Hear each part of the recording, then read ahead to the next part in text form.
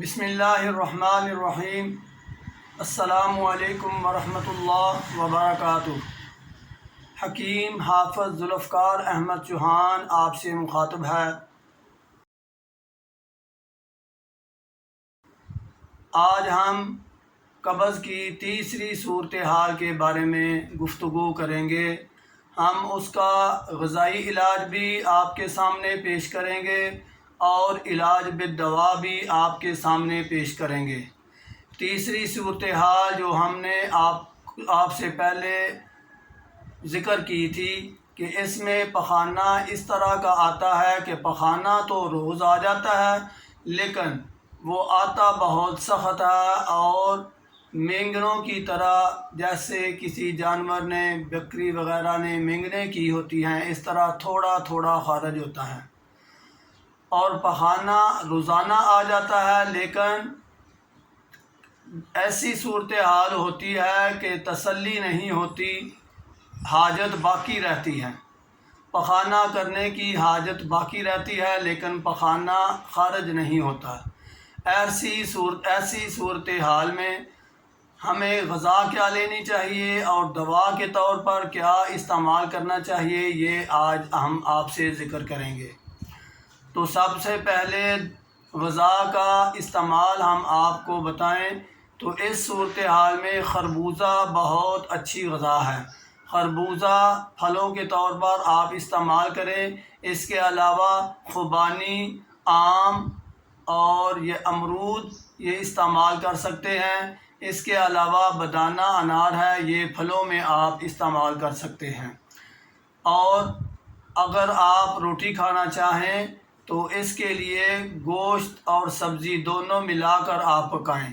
سبزیوں میں کدو، ٹینڈا، شلجم، گاجر، کالی توری، یہ 4 سبزیاں ہیں جن میں آپ چھوٹا گوشت ضرور ڈال کر پکائیں اور مسالہ جو ڈالنا ہے وہ کالی مرچ، نمک، ادرک، ہلدی، لہسن، زیرہ سفید اور دھنیا، یہ مسالہ آپ نے اس سالن میں ایڈ کرنا ہے اور یہ سالن آپ تھوڑا سا شوربے والا بنائیں اور روٹی کے ساتھ آپ اس کو اس طرح نگلیں، اس طرح کھائیں کہ منہ میں نوالا لے کر آپ اس کو متعدد دفعہ، کافی دفعہ آپ اس کو چباتے رہیں۔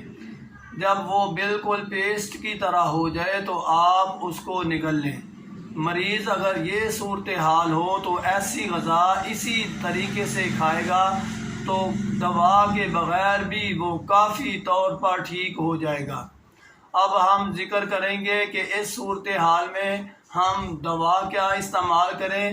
تو یہ سنا مکی ہوتی ہے، چھوٹے چھوٹے پتے ہوتے ہیں، عام پنسار کی دکان سے یہ مل جاتے ہیں۔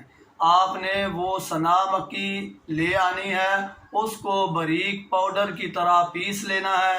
جب وہ پاؤڈر کی صورت اختیار کر لے تو آپ نے اس کو چمچ کا چوتھا حصہ، 1/4 چمچ یعنی 1/4 چمچ کا حصہ آپ نے صبح، دوپہر، شام یہ 3 دفعہ آپ نے نیم گرم پانی کے ساتھ استعمال کرنا ہے۔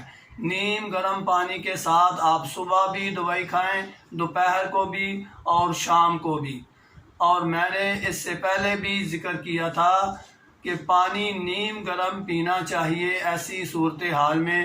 تو قبض کی صورتحال ہو یا ویسے بھی اگر آپ اپنے آپ کو تندرست اور توانا رکھنا چاہیں، چاقو چابند رکھنا چاہیں تو ضروری ہے کہ پانی نیم گرم استعمال کریں۔